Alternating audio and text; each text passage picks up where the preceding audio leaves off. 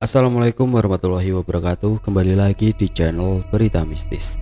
Untuk kisah kali ini masih ada sebuah cerita yang diambil dari KBM, dari tulisannya Rianti_INK. Dan untuk kisah yang akan saya bawakan kali ini yaitu sebuah cerita yang berjudul Teka-teki Kematian. Sebelum kita masuk ke ceritanya, tekan dulu tombol like video ini dan jangan lupa tekan juga tombol subscribe channel ini dan nyalakan juga lonceng notifikasinya agar tidak ketinggalan cerita-cerita baru dari channel ini.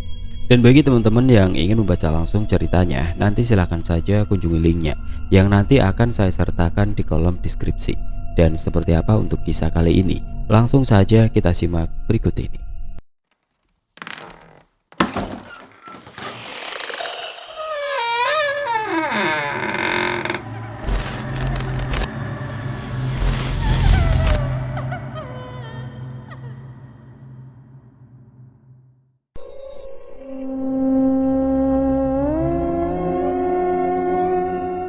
Bidan Niken bertugas di sebuah puskesmas yang lokasinya di desa terpencil. Dia menempati salah satu perumahan pegawai dan di sanalah awal mula terungkapnya peristiwa kematian seorang bidan bernama Padmi. Sumatera 2000. Namaku Niken. Aku seorang bidan yang baru saja menyelesaikan kuliah kebidanan 1 tahun yang lalu di sebuah akademi kebidanan yang ada di provinsi. Dan hari ini aku baru diterima menjadi CPNS. Aku akan ditempatkan di sebuah puskesmas di Kabupaten Karangtengah, sebuah kabupaten yang terletak sekitar 400 km dari tempat tinggalku. Memerlukan waktu hampir 9 jam untuk sampai ke sana. Menurut cerita Woro, teman semasa kuliah yang rumahnya di kabupaten tersebut. Perasaanku antara senang dan agak kecewa saat membaca pengumuman penerimaan CPNS untuk formasi tenaga bidan. Sebab tadinya aku berharap akan ditempatkan di puskesmas yang ada di Kabupaten Karangtanjung, di mana aku tinggal. Tapi ternyata penempatanku tidak sesuai dengan harapan. Gimana hasilnya, Nick? Kamu diterima nggak tes CPNS-nya tahun ini? Tanya ibu sembari duduk di sebelahku yang sedang membuka-buka halaman surat kabar. Alhamdulillah, Niken diterima, Bu. Jawabku datar, seraya melipat kembali koran yang baru saja aku baca. Ibu tampak menautkan kedua alis sambil menatapku. Diterima kok aja kamu kayak yang gak seneng gitu, Nick. Memangnya kenapa? Tanya ibu menyelidik. Aku menarik nafas dalam, lalu memandang ibu yang duduk di sampingku. Niken tugasnya jauh, Bu, di Kabupaten Karangtengah. Padahal tadinya Niken berharap bisa ditempatkan di Kabupaten Karangtanjung saja, Bu, yang gak jauh dari rumah, jawabku. Ibu tersenyum mendengar ucapanku. Beliau lalu merapatkan duduknya mendekat ke arahku. Niken, yang namanya tugas itu ya di mana saja sama. Mau ditempatkan di Kabupaten Karangtengah atau Karangtanjung, atau bahkan di daerah yang sangat terpencil pun, tugas kamu yang tetap sama jadi bidan, melayani masyarakat yang membutuhkan, kata ibu sambil memegang kedua tanganku. Tapi Niken kan belum pernah pergi ke Kabupaten Karangtengah, Bu. Niken juga belum tahu keadaan di sana seperti apa. Terus kita kan nggak punya saudara yang tinggal di daerah itu, Bu. Nanti Niken jadi tinggal sendirian dong di sana, kataku khawatir. Lagi-lagi ibu tersenyum mendengar ucapanku. Kalau seperti itu kamu berpikirnya, kenapa dulu kamu ambil kuliah jurusan kebidanan, Nick? Bukankah sebelumnya kamu sudah tahu kalau seorang bidan itu ya harus bersedia ditempatkan di mana saja? Tanya ibu, seraya menatap mataku lekat-lekat. Tapi Bu, Niken pikir nggak akan ditugaskan di tempat yang jauh dari rumah. Niken pikir bisa kerja di puskesmas atau rumah sakit yang ada di Kabupaten Karangtanjung saja, yang dekat sama rumah, kataku masih ngeyel. Ya sudah, kalau gitu kamu jalani saja dulu masa ikatan dinas kamu selama 3 tahun kerja di Kabupaten Karangtengah.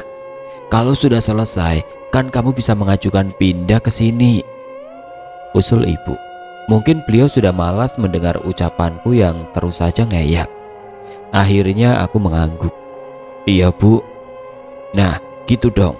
Anak ibu harus semangat dimanapun bertugas. Sebab ilmu dan tenaga kamu sebagai bidan masih sangat dibutuhkan oleh banyak orang. nasihat ibu. Aku hanya tersenyum menanggapi. Dalam hati aku membenarkan apa yang beliau ucapkan. Tujuanku ketika memutuskan untuk kuliah mengambil jurusan kebidanan memang seperti itu, agar bisa menolong banyak orang, terutama ibu hamil yang akan melahirkan. Sebab aku sering melihat dan mendengar banyak ibu hamil di kampungku yang melahirkan hanya dengan memanggil dukun. Mereka beralasan tidak punya biaya untuk melahirkan jika ditolong bidan. Jadi kapan kamu mulai berangkat tugasnya, Nik? Tanya ibu. Secepatnya, Bu. Mungkin 3 atau 4 hari lagi. Niken kan harus mengurus dulu semua surat-surat dan keperluan yang lain di Dinas Kesehatan Kabupaten. Oh gitu. Ya sudah, ibu mau ke belakang dulu. Mau lihat adikmu Tias. Tadi ibu suruh dia ke warung beli terigu. Sudah pulang apa belum sekarang? Kata ibu seraya beranjak dari duduk. Beliau lalu pergi ke belakang. Tias adalah adik perempuanku satu-satunya.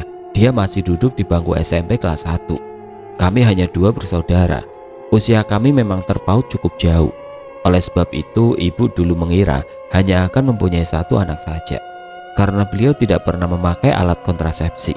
Tapi ternyata ibu hamil lagi ketika aku duduk di kelas 2 SD. Aku meraih HP di atas meja, kemudian mencari nomor kontak Woro.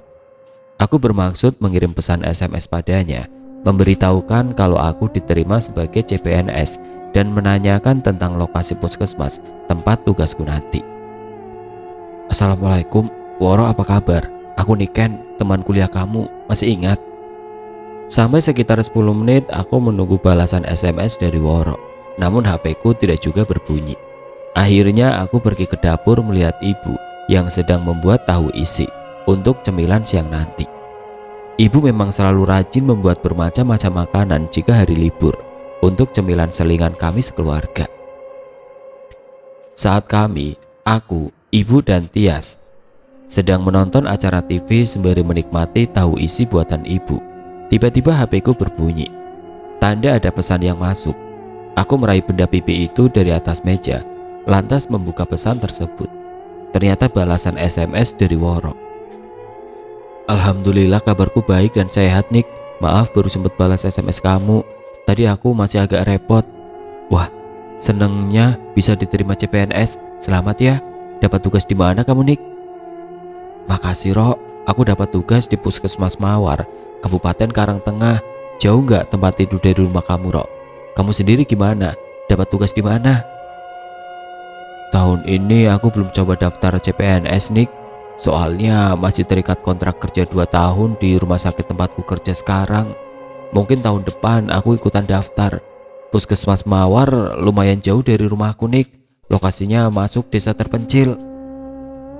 Sejenak aku terpaku membaca balasan SMS dari Woro. Puskesmas Mawar ada di lokasi desa terpencil. Seketika melintas di kepala beberapa hal yang tidak menyenangkan. Tempat yang jauh dari pemukiman rumah penduduk, akses lokasi yang sulit dijangkau, jalanan masih berupa tanah, belum ada jaringan listrik dan hal yang buruk lainnya. Aku bergidik membayangkan semua itu. Kamu kenapa, Nik? Sampai bergidik gitu baca SMS-nya. Emangnya pesan dari siapa? Tanya ibu sambil memandangku heran. Rupanya beliau dari tadi memperhatikan apa yang aku lakukan. Dari Woro, Bu, teman kuliah Niken. Dia bilang puskesmas tempat Niken mau tugas besok ada di wilayah desa terpencil.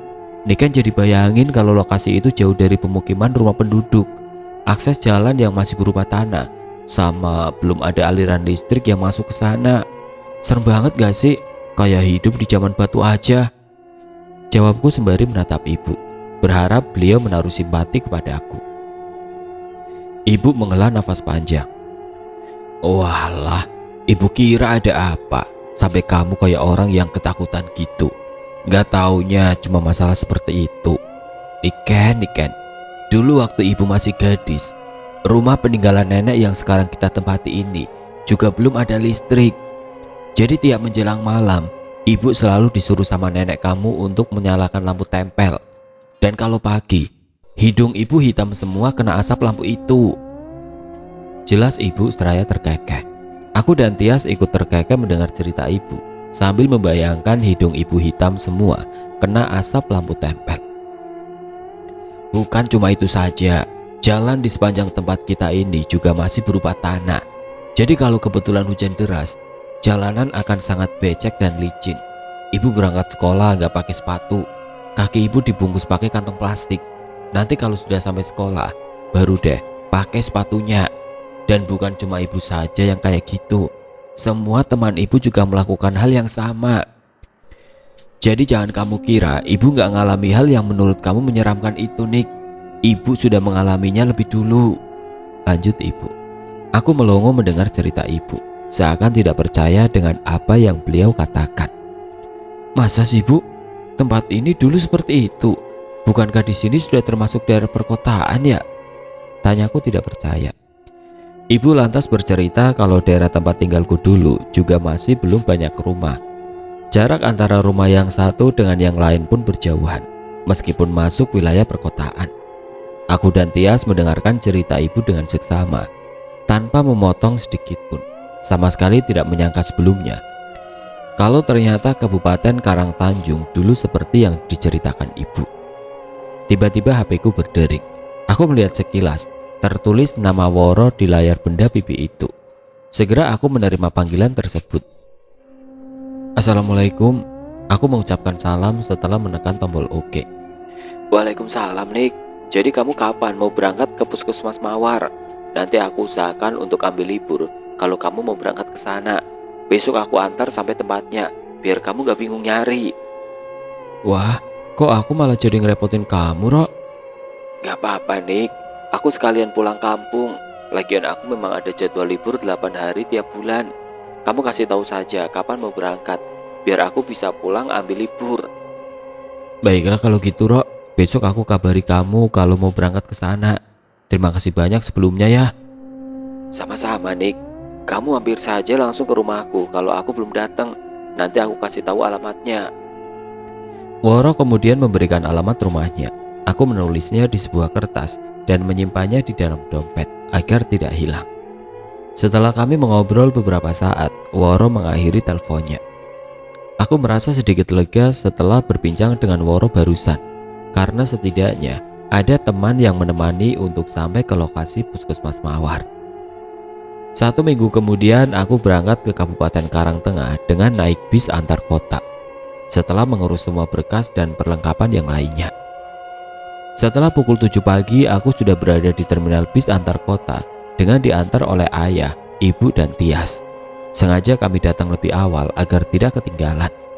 Sebab menurut informasi yang aku dapat, bis yang akan menuju ke arah Kabupaten Karangtengah jadwal berangkatnya pukul 7:30 pagi. Aku pun tidak lupa sudah menghubungi Woro terlebih dahulu, mengabarkan padanya bahwa hari ini aku akan berangkat menuju ke tempat tugas. Woro bilang dia juga kebetulan sedang libur dan sudah pulang ke kampung sejak kemarin. Aku diminta agar langsung saja datang ke rumahnya begitu sampai di terminal bis Karangtengah. Jaga dirimu baik-baik selama di sana ya, Nduk. Jangan berbuat yang macam-macam. Ingat, di sana itu kamu bertugas. Jadi fokus saja sama pekerjaan kamu. Kalau ada perlu apa-apa, kamu segera kabari ayah sama ibu. Pesan ayah saat kami sedang menunggu bis berangkat. Aku mengangguk. Iya ayah, Niken akan selalu ingat pesan ayah, jawabku. Kamu jangan pernah tinggalkan sholat ya, Nik.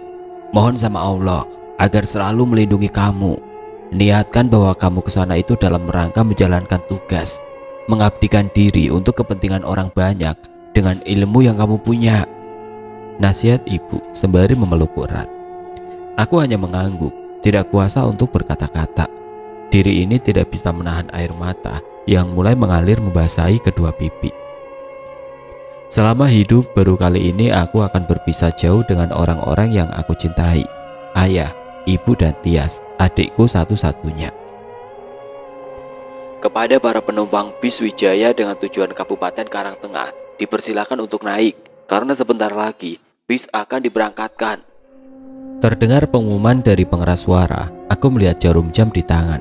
Waktu menunjukkan pukul 7:30 kurang 10 menit. Para penumpang bis mulai naik satu persatu.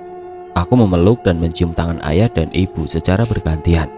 Lalu yang terakhir memeluk Tias dengan erat sebelum naik ke dalam bis. Pukul 7:30 tepat, Bis yang aku tumpangi perlahan meninggalkan terminal. Ayah, ibu dan Tias mengantar kepergianku dengan lambaian tangan, sampai bis yang membawaku tidak terlihat lagi oleh mereka. Nick, kamu udah berangkat belum? Bunyi SMS Woro ketika bis yang aku naiki sudah meninggalkan terminal sekitar 10 menit. Iya sudah Ro, sekitar 10 menit yang lalu. Oh ya sudah, hati-hati di jalan, aku tunggu di rumah. Iya Ro, makasih. Untuk mengisi waktu, aku membaca buku yang sengaja aku bawa dari rumah. 9 jam dalam perjalanan tentu bukan waktu yang singkat, dan pasti akan terasa membosankan jika hanya duduk diam selama itu. Menjelang waktu zuhur, Pak sopir menghentikan bis di sebuah rumah makan. Dia mempersilahkan para penumpang turun untuk makan siang atau sholat zuhur. Aku pun turun bersama penumpang yang lain. Bergegas aku menuju ke toilet, buang air kecil dan membersihkan diri. Mengambil air wudhu, kemudian mendirikan sholat zuhur sekalian menjamak waktu sholat asar di musola yang terdapat di rumah makan tersebut. Setelah itu aku membeli makanan ringan sebab masih merasa kenyang. Setengah jam kemudian Pak sopir meminta para penumpang agar segera naik ke dalam bis kembali, sebab bis akan segera melanjutkan perjalanan. Nick, kamu sudah sampai mana? Bunyi SMS Woro saat bis mulai berjalan meninggalkan rumah makan. Aku menuliskan sebuah alamat yang terbaca di papan nama rumah makan itu, sebab aku juga tidak tahu kami sudah sampai di daerah mana. Aku belum pernah singgah di sini. Masih sekitar 5 jam lagi Nick, itu masih setengah perjalanan. Balas SMS Woro membuatku menarik nafas dalam. Masih lumayan lama, mungkin lebih baik aku bawa tidur saja, biar nggak begitu terasa. Biar ketika bangun nanti tahu-tahu sudah sampai di tujuan. Aku membatin. Aku pun lantas mengambil posisi yang membuat nyaman untuk sekedar memejamkan mata, membuang rasa jenuh terlalu lama dalam perjalanan, hingga akhirnya aku benar-benar tertidur. Pukul setengah 6 sore, bis yang aku tumpangi baru tiba di terminal bis Kabupaten Karangtengah. Bergegas aku turun lalu mencari ojek yang mangkal di sekitar terminal, sebab Woro bilang angkutan kota sudah tidak ada lagi jika sudah lewat pukul 5 sore. Kalaupun ada akan sangat lama datangnya, itu pun jarang yang lewat. Setelah mendapatkan tukang ojek, aku lalu menunjukkan alamat rumah Woro padanya, dan kami pun segera menuju ke sana. Sebelumnya aku memberitahu Woro kalau sedang dalam perjalanan ke rumahnya. Woro sudah menunggu kedatanganku di teras depan rumahnya ketika ojek yang mengantarku tiba di tujuan. Woro segera mengajak aku masuk ke rumahnya setelah aku membayar ongkos ojek. Kamu mandi saja dulu Nick, udah itu kita sholat maghrib berjamaah, tita Woro saat kami telah sampai di dalam kamarnya. Iya, kataku seraya menaruh tas berisi pakaian dan perlengkapan lain di atas ranjang. Ya sudah, aku tinggal keluar dulu ya, nanti kalau sudah selesai mandinya kamu langsung saja ke tempat sholat, kata Woro. Dia lalu pergi keluar kamar. Segera aku pergi mandi dan berpakaian rapi, lalu mengambil air wudhu dan pergi ke tempat sholat yang tadi telah diberitahu Woro. Di sana, Woro beserta ibu dan adiknya sudah menunggu. Kami lantas sholat maghrib berjamaah. Iya bu, ini Niken, teman kuliah Woro yang Woro ceritakan kemarin, kata Woro memperkenalkan diriku kepada kedua orang tuanya saat kami sedang menonton acara TV setelah selesai sholat maghrib. Aku menyalami ayah dan ibu Woro sembari menyebutkan nama. Mereka menyambutku dengan hangat dan penuh rasa kekeluargaan. Kami kemudian berbincang dengan akrab, seperti yang sudah saling mengenal sejak lama. Jadi rencananya Niken mau menetap di perumahan puskesmas? Tanya ayah Woro. Dia tampak mengerutkan kening. Iya pak, rencana saya sih begitu. Soalnya kan nggak mungkin juga saya pulang pergi, jawabku. Kenapa Niken nggak tinggal di sini saja? Kan bisa tiap hari pulang pergi dari sini ke puskesmas. Itu kamar Woro kan kosong, nggak ada yang nempati kalau dia sedang kerja. Sekalian bisa untuk temani Nani, timbal ibu Woro. Nani adalah adik Woro sematawayang. Usia dan besarnya hampir sama dengan Tias adikku. Aku tersenyum menanggapi. Terima kasih atas tawarannya pak, bu. Tapi saya sudah berniat untuk tinggal di sana selama dinas, biar belajar mandiri. Sebab baru sekarang saya jauh dari orang tua. Lagi pula kalau saya menetap di wilayah kerja puskesmas, Secara otomatis saya akan bisa berinteraksi langsung dengan semua pasien yang datang berkunjung. Saya bisa kapan saja memberikan bantuan kepada orang yang meminta pertolongan. Ayah dan Ibu Woro manggut-manggut. Mungkin mereka memaklumi alasanku untuk tinggal di perumahan puskesmas. Walaupun aku melihat raut muka mereka menyiratkan kekhawatiran, tapi mereka tidak berusaha menghalangiku untuk menetap di sana. Besok pagi Woro mau antar Nikan ke sana ya? Ya, Bu, kata Woro.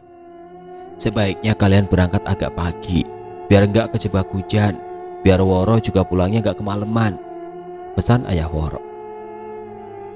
Iya ya, besok kami berangkat sebelum jam 6 pagi, kata Woro. Kami lalu mengobrol sampai terdengar suara azan Isya dari toa masjid. Ayah Woro segera pergi ke masjid, sementara aku, Woro, ibunya dan Nani bergegas mengambil air wudhu dan sholat Isya berjamaah. Rok, aku boleh tanya nggak? Tanyaku saat kami sudah berada dalam kamar menjelang waktu tidur. Woro mengernyitkan kening sambil menatapku heran. Tanya soal apa, Nik? Kok kayak yang serius gitu? Aku jadi deg-degan, kata Woro sembari terkekeh. Memangnya di daerah puskesmas Mawar Karangtengah itu masih angker apa? Woro kembali mengernyitkan kening. Dia pasti masih bingung dengan pertanyaanku. Maksudnya gimana, Nik? Aku belum paham kenapa kamu tanya kayak gitu. Maksudku itu, apa di sana daerahnya masih angker? Aku nggak tahu, Nik. Memangnya kenapa? Soalnya tadi aku sempat perhatikan ayah sama ibu kamu kayak yang berat untuk bilang sesuatu ke aku tentang puskesmas itu. Aku ngerasa mereka berusaha agar aku tinggal di sini karena merasa khawatir. Mungkin itu cuma perasaan kamu saja, Nik, kata Woro. Nada bicaranya terdengar aneh di telingaku. Iya kali ya, mudah-mudahan memang cuma perasaanku saja, ucapku seraya memperhatikan wajah Woro. Dia terlihat gugup, entah kenapa dia bersikap seperti itu. Keesokan harinya sebelum pukul 6 pagi, aku dan Woro berangkat ke puskesmas Mawar Karangtengah dengan mengendarai sepeda motor. Woro yang membonceng, sebab dia yang lebih paham akses jalan yang akan kami lalui. Hati-hati di jalan, jangan ngebut, pelan-pelan saja, yang penting sampai, pesan Ibu Woro saat kami berpamitan. Kalau kira-kira bakal turun hujan, sebaiknya kamu nginap saja dulu di sana. Besok paginya baru kamu pulang, daripada nanti ada apa-apa di jalan, malah susah, kata ayah Woro wanti-wanti. Aku dan Woro hanya mengangguk mengiyakan semua pesan ayah dan ibu teman kuliahku itu. Sepanjang perjalanan kami tidak banyak bicara. Kami sibuk dengan pikiran masing-masing. Aku membayangkan tempat yang akan kami tuju, sebuah puskesmas yang berada di daerah pedalaman. Mungkinkah aku akan kerasan tinggal di sana, sedangkan Woro mungkin sibuk memikirkan bagaimana caranya dia bisa pulang jika hujan turun. Baru sekitar 5 km kami dalam perjalanan, tiba-tiba Woro membelokkan sepeda motornya ke arah kanan, menuju ke jalan tanah. Loh Rok, kok belok ke jalan tanah? Tanyaku heran. Ya memang lewat sini jalan yang mau ke puskesmas Mawar Karangtengah. Aku menelan ludah mendengar jawaban Woro. Apa yang aku khawatirkan kemarin ternyata benar. Akses menuju ke lokasi puskesmas itu masih berupa jalan tanah. Jangan-jangan di sana belum ada jaringan listrik dan jarak rumah penduduk yang satu dengan yang lain berjauhan. Aku membatin. Benar-benar seperti berada di alam mimpi. Sepanjang jalan yang kami lalui masih berupa hutan. Banyak pohon-pohon besar yang tumbuh di sisi kiri dan kanan. Dan aku tidak melihat ada rumah satupun yang berdiri. Sebenarnya kami sedang berada di belahan bumi bagian mana? Aku membatin. Rok, kamu gak salah jalan kan? Masa sih dari tadi aku gak lihat ada rumah? Semuanya pohon, tanyaku. Di sini memang gak ada rumah, Nik. Ini lokasi perkebunan warga. Terus di mana ada rumahnya? Ini sih hutan namanya, bukan kampung, kataku sambil bersungut. Tiba-tiba Woro terkekeh, suaranya menggema, terdengar menyeramkan, membuatku sangat terkejut. Aku mempererat pelukan di pinggang temannya itu. Kamu ketawanya jangan keras-keras dong, Rok, bikin kaget saja, juga serem kedengarannya, protesku. Seketika Woro langsung menghentikan tertawanya Barangkali dia juga tidak menyadari kalau suara tawanya akan menimbulkan gema dan terdengar menyeramkan. "Puskesmasnya masih jauh nggak, Rok?" tanyaku setelah kurang lebih 1 jam kami melintasi jalanan yang menurutku lebih mirip hutan. "Ya sekitar 2 jaman lagi kita sampai. Kenapa?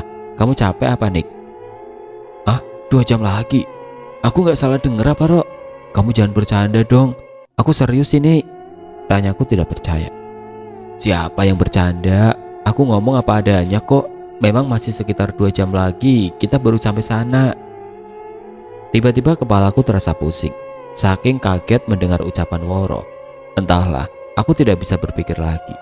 Bayangan tidak menyenangkan melintas di benakku. "Kamu kata siapa kalau lokasi puskesmas Mawar Karangtengah masih 2 jam lagi, Rok?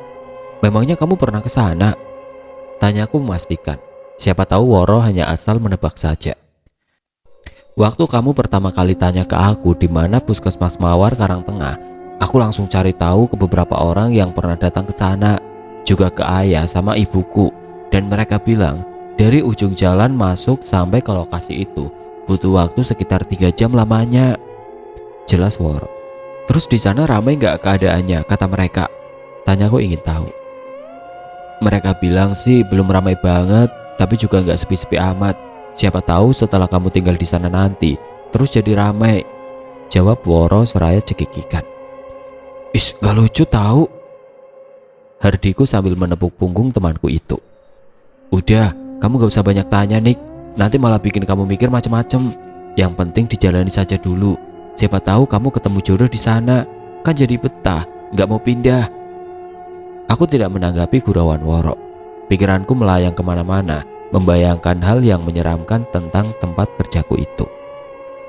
"Nick, kita cari sarapan dulu yuk, aku udah lapar," ajak Woro. Dia lantas menghentikan sepeda motornya di depan sebuah warung makan pinggir jalan yang kami temui.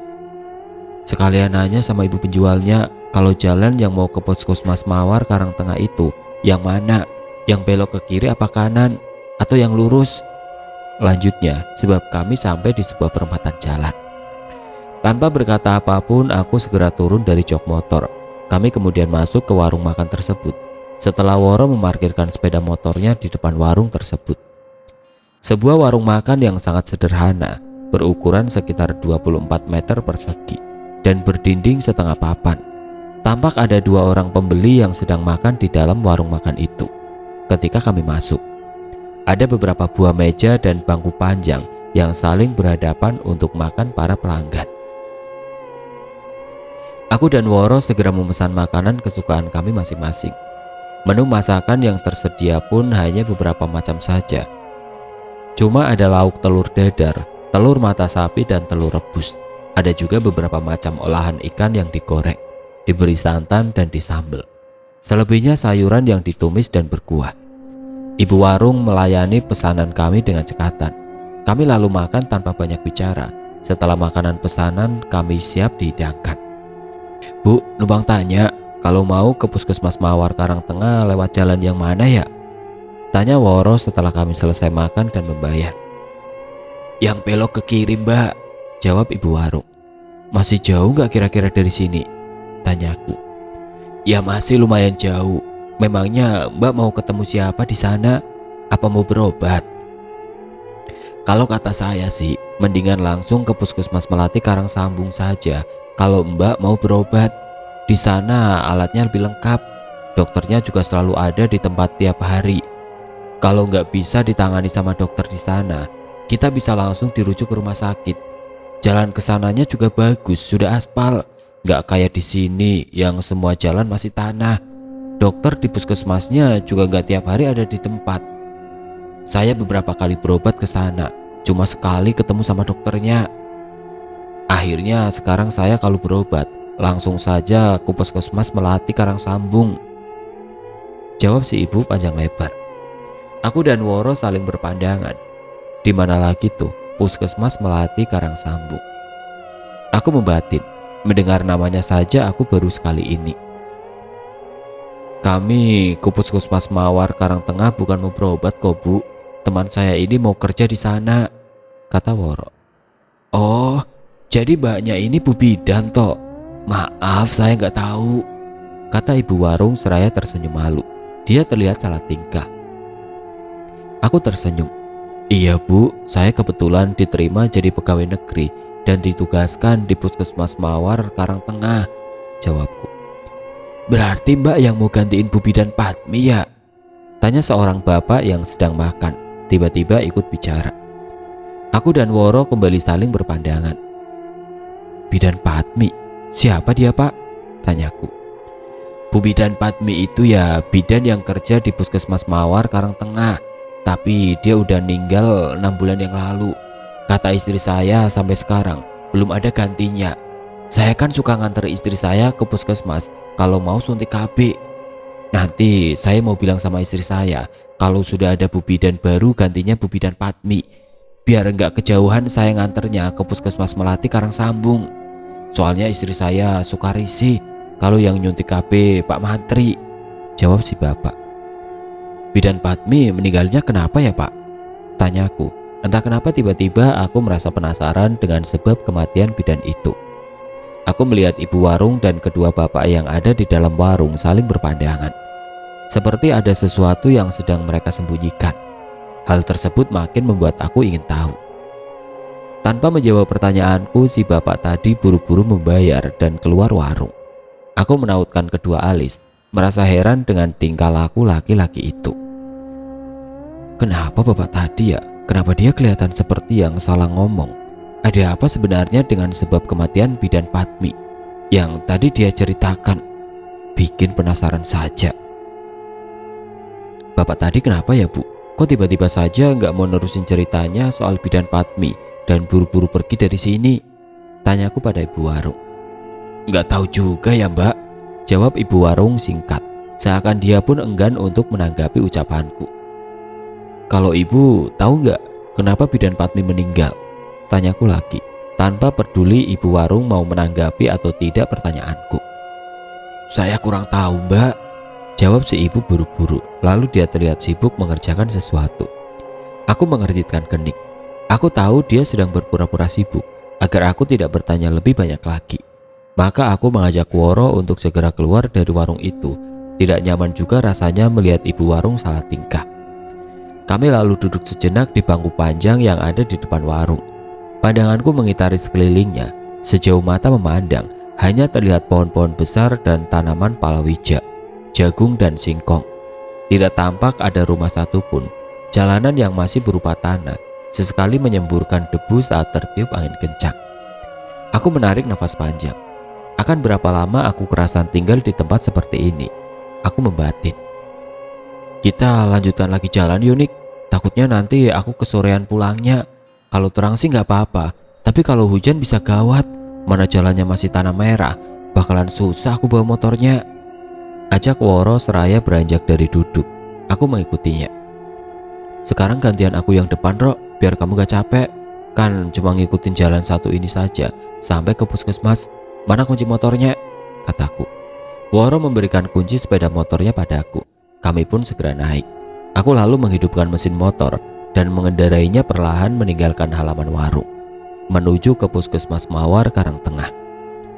Kurang lebih setengah jam kemudian kami sampai di depan sebuah bangunan baru bercat warna putih.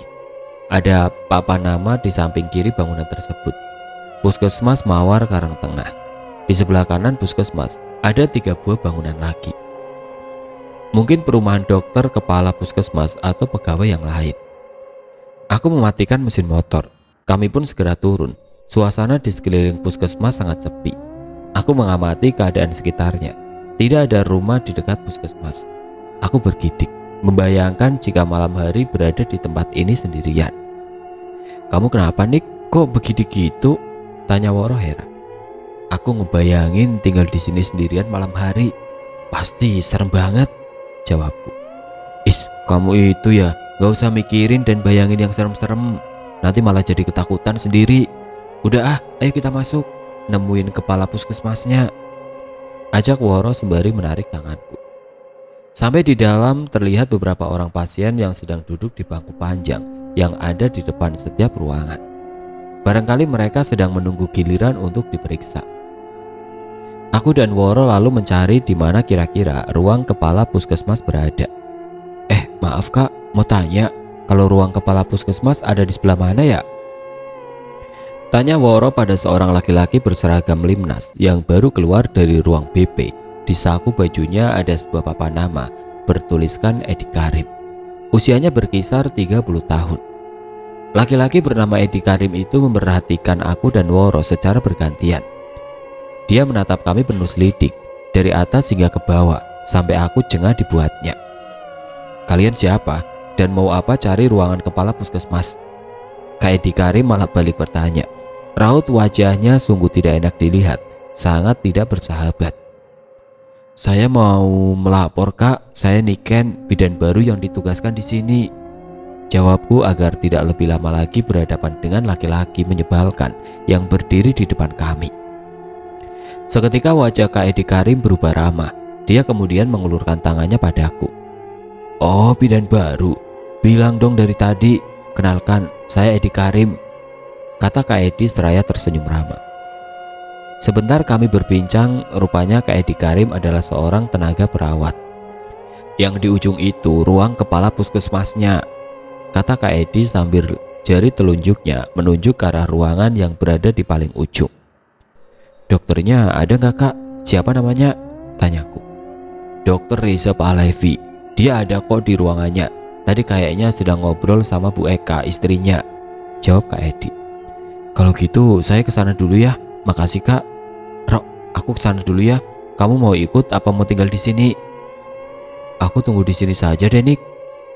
Maka aku pun segera pergi ke ruangan kepala puskesmas untuk menemui Dokter Reza Pahlevi. Tak tak tak. Selamat siang dok. Aku mengucapkan salam sembari mengetuk pintu ruangan kepala puskesmas yang terbuka. Tampak sedang duduk di dalam ruangan itu seorang laki-laki berumur sekitar 40 tahun dan seorang wanita berusia sekitar 35 tahun. Seketika mereka berdua menoleh ke arah pintu di mana aku sedang berdiri. Selamat siang, silakan masuk, kata laki-laki itu yang ternyata adalah Dokter Reza, kepala puskesmas Mawar Karangtengah. Aku masuk dan duduk di sebelah Bu Eka, istri Dokter Reza. Dia seorang perawat yang juga dinas di puskesmas Mawar Karangtengah. Sekilas aku melihatnya memandangku dengan tatapan tidak suka. Entah kenapa. Saya Niken dok, saya bidan yang ditugaskan di sini, kataku memperkenalkan diri seraya menyerahkan sebuah map plastik berisi fotokopi semua berkas kepegawaian milikku. Oh iya, bidan Niken. Saya sudah dapat informasi dari bagian kepegawaian Dinas Kesehatan Kabupaten, kata Dokter Reza. Dokter Reza kemudian memeriksa berkas yang aku berikan. Jadi untuk selanjutnya, Niken mau tinggal di mana? Tanya Dokter Reza setelah selesai memeriksa semua berkas milikku. Rencananya saya mau tinggal di perumahan puskesmas dok, kalau memang masih ada yang kosong, jawabku. Oh gitu, baguslah. Jadi kalau ada pasien yang butuh pertolongan, bisa langsung ketemu sama bu bidannya. Perumahan yang paling ujung itu masih kosong, Niken bisa menempatinya, kata Dokter Reza. Tidak sengaja aku melihat ke arah Bu Eka yang dari tadi hanya diam saja. Tampak wajahnya makin tidak suka memandangku. Aku menautkan kedua alis, merasa aneh dengan sikap Bu Eka. Kenapa Bu Eka sinis gitu sama aku ya? Kayaknya dia gak suka deh sama aku. Tapi kenapa? Aneh banget ini perempuan. Maaf dok, apa saya bisa langsung lihat perumahan itu sekarang? Tanyaku setelah beberapa saat. Tentu saja bisa Niken. Nanti kamu minta kuncinya sama Bik Tami. Dia yang bersih-bersih di puskesmas ini, jawab Dokter Reza. Kalau begitu saya akan kesana sekarang dok, pamitku sambil beranjak dari duduk. Ya silahkan. Aku lantas keluar dari ruangan Dokter Reza. Sebelumnya aku pun menganggukkan kepala kepada Bu Eka, tapi dia bergeming, tidak menanggapi. Aneh sekali perempuan itu. Ada masalah apa sebenarnya dia denganku? Aku membatin. Rok, kita lihat perumahan yang mau aku tempati yuk, ajakku pada Woro. Dia sedang duduk di bangku panjang yang ada di depan ruang KIA. Yang sebelah mana perumahannya? Tanya Woro seraya bangkit dari duduknya. Kata Dokter Reza yang paling ujung. Aku disuruh ambil kuncinya sama Bik Tami, orang yang bersih-bersih puskesmas. Tapi di mana dia ya? Walah, aku kok ya lupa tanya tadi. Tanyaku seraya menepuk jidat. Kita tanya saja ke Kak Edi, mungkin dia tahu di mana Bik Tami, usul Woro. Kami pergi ke ruang BP. Setelah mengetuk pintu, kami masuk. Terlihat Kak Edi sedang memeriksa seorang pasien. Maaf Kak, mau tanya, kalau nyari Bik Tami di mana ya? Tadi kata dokter Reza, saya disuruh minta kunci perumahan ke Bik Tami, tanyaku. Biasanya jam segini dia ada di rumah dokter, bantuin bersih-bersih rumah, jawab Kak Edi. Rumah dokter yang sebelah mana? Tanyaku lagi. Sebelah puskesmas, kalau yang tengah itu saya yang nempati. Baiklah, makasih banyak ya, kami mau ke sana dulu, mau lihat perumahannya, kataku sambil menutup pintu kembali. Aku dan Woro langsung menuju ke rumah dokter Reza. Tak tak tak. Assalamualaikum. Kami mengetuk pintu seraya mengucapkan salam hampir bersamaan. Waalaikumsalam. Terdengar suara jawaban dari dalam. Tidak lama berselang pintu terbuka. Tampak seorang gadis muncul dari dalam rumah. Usianya mungkin sekitar 17 tahun. Dia sedang menggendong bayi berusia 7 bulan. Ada apa Mbak? Tanya gadis itu. Belakangan aku tahu dia bernama Tiara. Dia bekerja menjadi pengasuh bayi di keluarga dokter Reza. Apa Bik Tami ada di sini? Tanyaku. Iya ada Mbak, tunggu sebentar saya panggilkan, kata Tiara. Dia lantas pergi ke belakang. 3 menit kemudian perempuan berperawakan gemuk bernama Bik Tami datang menemui aku dan Woro. Wajahnya sungguh sangat tidak bersahabat, seperti majikannya Bu Eka. Perempuan setengah baya itu menatap kami dari ujung rambut hingga ujung kaki, seperti sedang melakukan penyelidikan. Sungguh sangat menyebalkan. Ada apa kalian cari saya? Tanya Bik Tami masih tidak berkedip menatapku. Saya disuruh dokter Reza untuk minta kunci perumahan yang paling ujung ke Bik Tami, jawabku seramah mungkin, walaupun sebetulnya dalam hati aku merasa dongkol. Oh, tunggu sebentar, saya ambilkan, kata Bik Tami sembari berjalan menuju ke belakang. Ini kuncinya, kata Bik Tami sambil menyerahkan sebuah kunci pintu padaku. Tidak ada basa-basinya sama sekali, tidak sedikit pun bersikap ramah. Aku dan Woro bergegas pergi dari rumah dokter Reza setelah sebelumnya mengucapkan terima kasih pada perempuan setengah baya itu. Dengan membaca bismillah, aku membuka pintu perumahan. Bau tidak sedap seketika menguar terhirup oleh indera penciumanku. Kami segera masuk. Kami lalu memeriksa setiap ruangan yang ada di perumahan itu. Hanya ada 6 ruangan di dalamnya. Ruang tamu, 2 buah kamar tidur, ruang tengah, dapur, dan kamar mandi. Semua ruangan berukuran 9 meter persegi, kecuali kamar mandi dan dapur. 2 ruangan itu berukuran lebih kecil. Tiba-tiba aku merinding, bulu kuduk di leher dan kedua tanganku meremang ketika aku masuk ke kamar tidur utama. Ada apa? Aku buru-buru keluar dari kamar itu, kemudian mencari keberadaan Woro. Dia sedang berdiri di pintu belakang perumahan, sembari melihat pohon singkong dan jagung yang tumbuh di belakang rumah. Rok, aku kok tiba-tiba merinding ya waktu masuk ke kamar tidur, kataku memberitahu dengan memperlihatkan bulu kuduk yang meremang di kedua tanganku seraya mengusapnya. Kamu itu memang dasarnya penakut, Nick. Dari kemarin ngomongnya kayak gitu terus. Gimana mau betah tinggal di sini sendirian kalau kamu seperti itu? Kata Woro acuh, tidak memperdulikan ucapanku. Pandangannya masih saja melihat ke arah kebun. Tapi ini serius, Tro. Aku beneran merinding waktu tadi masuk ke kamar. Coba deh, kamu masuk ke sana. Woro menarik nafas dalam, seraya menatapku dengan sebel. Dia kemudian berjalan ke arah kamar. Aku mengikutinya dari belakang. Pintu kamar dibukanya dan Woro masuk. Pandangannya mengitari seluruh kamar. Gimana, Rok? Kamu merinding juga kan? Tanyaku setelah 2 menit kami berada di dalam kamar. Woro menggeleng. Enggak, aku gak ngerasain apa-apa. Biasa saja kok. Masa sih? Coba sini aku lihat tangan kamu, kataku sambil meraih tangan kanan temanku dan memeriksanya. Benar apa yang dia katakan.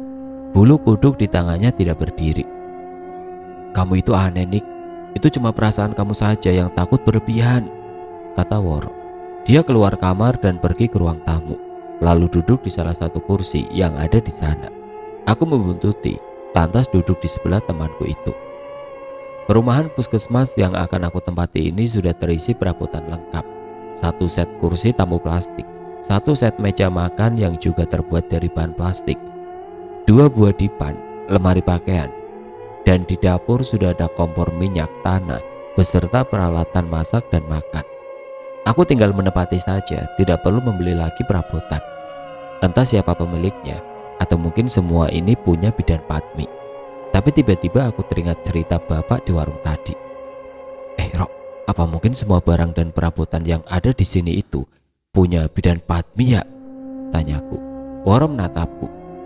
Kalau iya punya dia, memangnya kenapa nih Ken? Kamu takut? Kamu khawatir kalau tiba-tiba dia datang terus ngambil semua barang itu?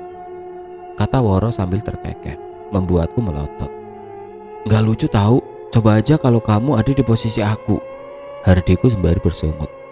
Ya sudah, jangan ngomongin soal itu lagi. Aku bosan nyauti kamu, yang ngomongnya itu-itu aja. Kamu gak bosan apa? Aku mendengus sebal.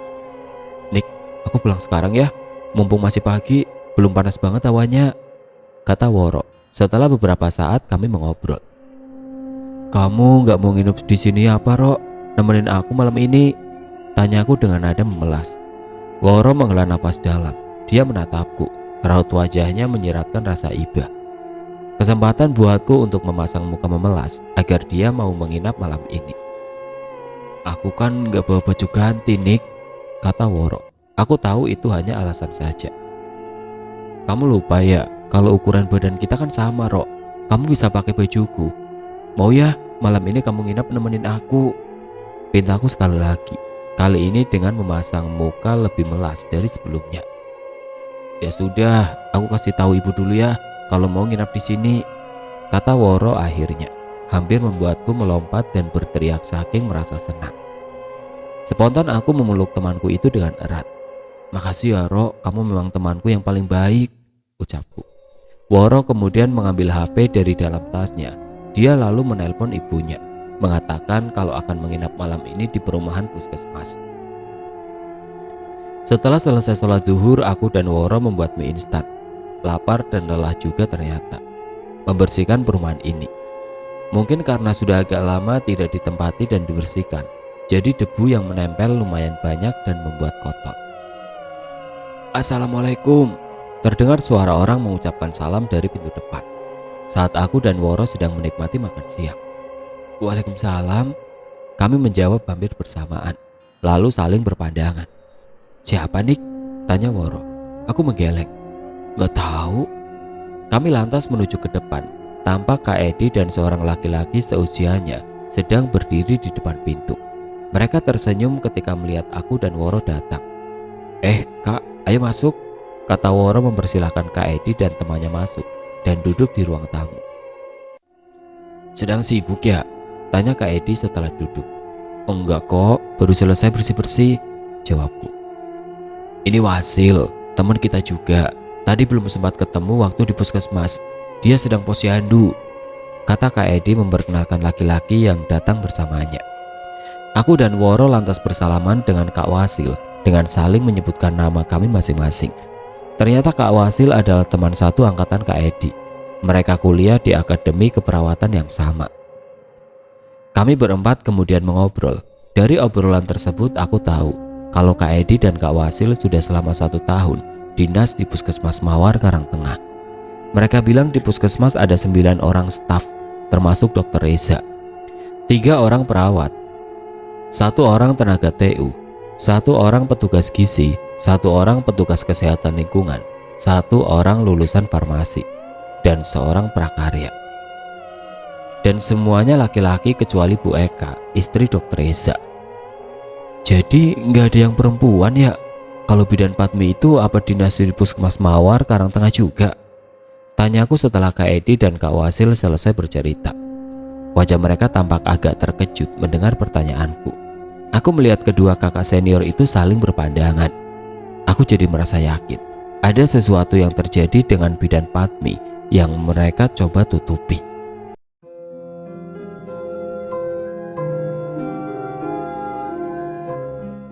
Oke teman-teman, sampai di sini dulu ceritanya. Nantikan kelanjutan kisah ini di video berikutnya. Agar tidak ketinggalan, klik tombol subscribe channel ini dan nyalakan lonceng notifikasinya. Wassalamualaikum warahmatullahi wabarakatuh.